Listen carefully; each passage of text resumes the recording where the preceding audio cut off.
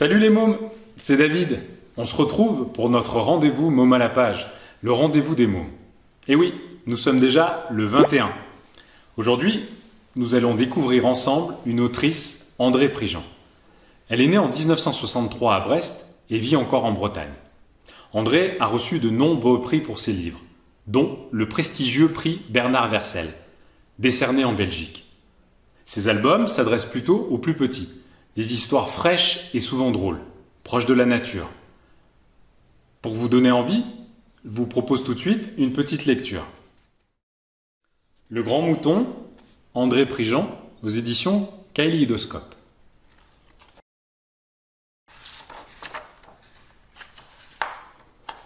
Sur une colline pousse de l'herbe délicieuse et sur cette colline vivent 4 moutons. Près de cette colline vit un loup très solitaire et surtout très myope. Mais les 4 moutons sont loin d'être bêtes. Alors, quand l'un d'entre eux voit venir le loup au loin, il crie « Ta !» C'est le signal pour faire un tas de moutons. Et quand le loup approche, le mouton du dessus chuchote « Moumoute !» C'est le signal pour cacher 3 têtes et 12 pattes dans la laine. Cela fait un énorme mouton avec une toute petite tête. Ce qui impressionne à chaque fois le loup. Et à chaque fois, le loup s'en va découragé. Mais aujourd'hui, le loup est curieux. Il demande au mouton « Grand mouton, tu manges quoi pour être aussi grand ?»« Je broute de l'herbe, » répond le mouton. « Alors, si je broute de l'herbe, je deviendrai grand comme toi ?»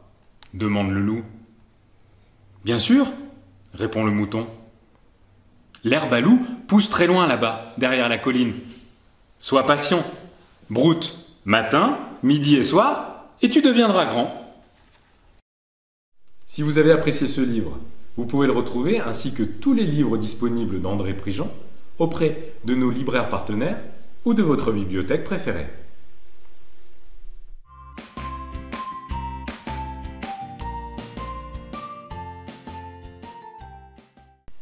Pour réaliser le tronc de notre arbre, on va avoir besoin de toute notre main, notre poignet, le creux de la main et les doigts. On va recouvrir tout ça avec de la peinture à doigts marron. Qu'on va étaler avec le pinceau.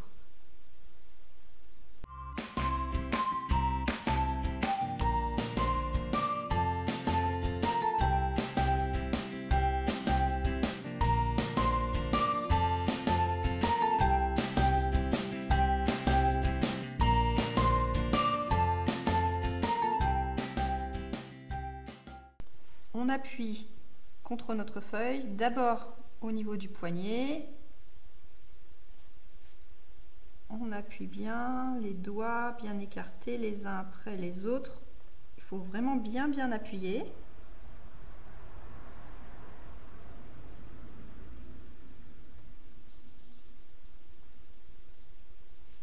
Restez un petit moment et après on relève. Une fois qu'on s'est bien lavé les mains, on va disposer dans les petites coupelles de la peinture à doigts avec des couleurs automnales pour faire le feuillage de notre arbre.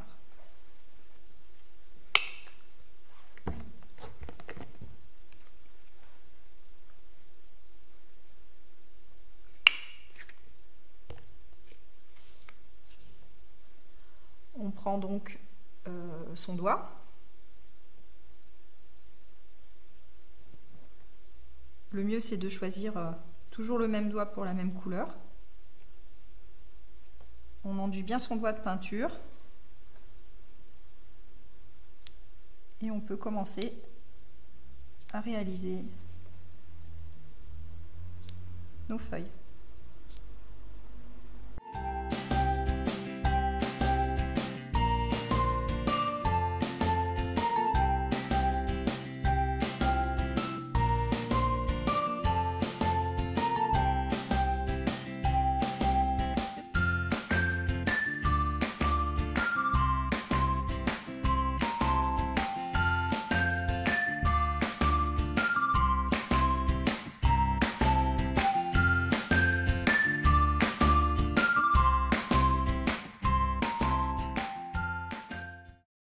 Grâce à cette technique, on peut réaliser différents modèles et laisser libre cours à notre imagination.